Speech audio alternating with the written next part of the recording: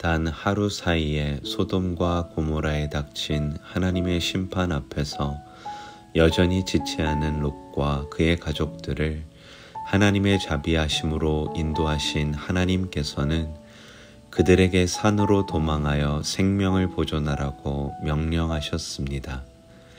그리고 작은 성읍 소알로 도망할 때까지 생명을 보존해달라는 롯의 거듭된 요청에도 그의 소원을 들어주셔서 동틀역의 성문 밖에 있던 롯이 해가 돋을 때 소알에 도착할 때까지 기다려 주셨다가 하나님의 심판을 내리셨습니다.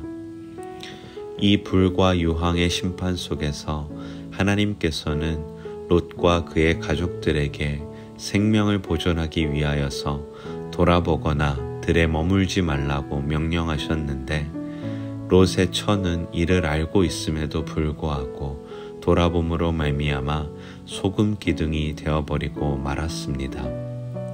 특별히 뒤를 돌아보다에 쓰인 히브리어는 관심을 갖고 지켜보다 혹은 마음속에 간직하다라는 의미를 담고 있습니다.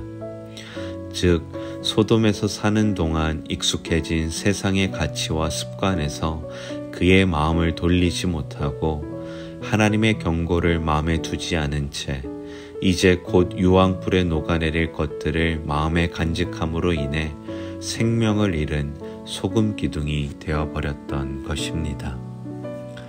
롯의 아내가 이렇게 자신의 생명을 위협하는 절체절명의 절박한 상황 속에서도 하나님의 은혜 안에 주신 말씀을 간직하지 못했던 것은 그 마음속에 남은 하나님의 말씀의 가치의 무게보다 자신이 살아오며 익숙해진 소돔에서의 삶의 습관들이 더욱 컸기 때문입니다.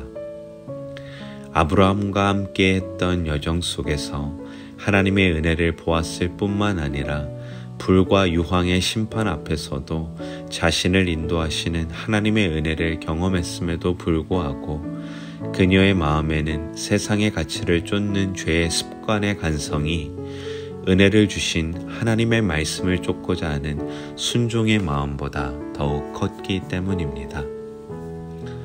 롯과 그의 가족들의 삶과 마찬가지로 크리스천의 삶 또한 혼탁한 세상의 문화와 가치들 속에서 하나님의 자비하심과 은혜를 입은 삶입니다. 그럼에도 불구하고 우리의 삶 또한 거룩하신 하나님의 말씀 앞에서 그분의 계획과 섭리를 신뢰하지 못한 채 여전히 나의 마음에 두고 있는 것들로 인해 그 말씀에 순종하지 못하고 지체할 때가 많습니다.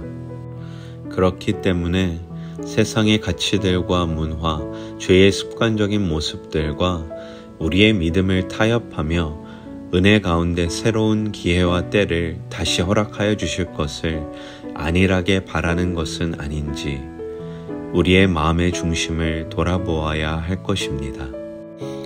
한 가지 중요한 것은 이러한 말씀에 순종할 수 있는 믿음의 힘이 하나님의 자비하심과 은혜를 경험했다고 해서 자연스럽게 우리 안에 생겨나지 않는다는 사실입니다. 여전히 반복되고 있는 죄의 습관으로 인해 세상의 가치와 삶이 더욱 익숙하다면 믿음의 힘을 발휘해야 할 그때에 우리로 하여금 다시금 세상의 가치를 선택하게 하며 굳어버린 소금 기둥처럼 아무런 생명의 영향력을 전하지 못하게 할 것입니다. 우리의 시선이 머무는 그곳에 우리의 마음이 있기 때문입니다. 그러므로 예수 그리스도의 십자가 희생을 통해 주신 은혜의 삶임을 철저히 우리의 마음에 둘 때에만 온전히 하나님의 말씀에 순종하는 믿음의 삶을 살 수 있습니다. 우리의 보물이 있는 곳에 우리의 마음이 있다고 말씀하신 예수님의 가르침을 기억하며 매일의 우리의 삶 속에 너무나도 익숙하게 들리는 은혜의 가치가 얼마나 큰 무게감으로 자리 잡고 있는지 우리의 중심을 돌아봅시다. 그리하여 문제와 어려움의 때에 세상의 가치에 휩쓸리는 믿음이 아닌 은혜의 가치로 그 믿음의 무게중심을 지킬 수 있길 소망합니다. 이 말씀을 바탕으로 함께 기도하는 시간을 갖도록 하시겠습니다.